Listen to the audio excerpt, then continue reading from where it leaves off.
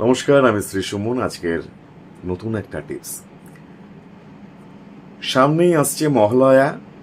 এই মহালয়া মানেই দেবী দুর্গার আগমন।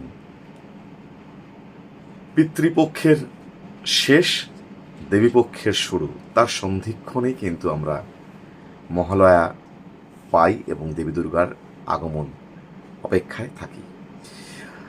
এই দিন পারলে, মহালয়ার দিন পারলে যে কোনো মন্দির স্থানে গিয়ে আপনি গরিবদের বা যদি মনে করেন আপনার কাছে কোনো ভিখারি বা আপনার কাছে কোনো দুস্থ মানুষ বা প্রতিবন্ধী মানুষ আছেন, তাদেরকে পারলে কিছু খাওয়ানোর চেষ্টা করুন। একটু জল দিন, একটু সাদা মিষ্টি দিন।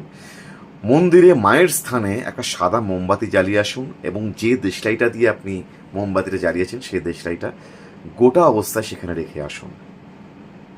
আশা করি আপনার সব বাধা দূর হবে, সমস্ত দিক দিয়ে আপনি অনেক ভালো থাকবেন।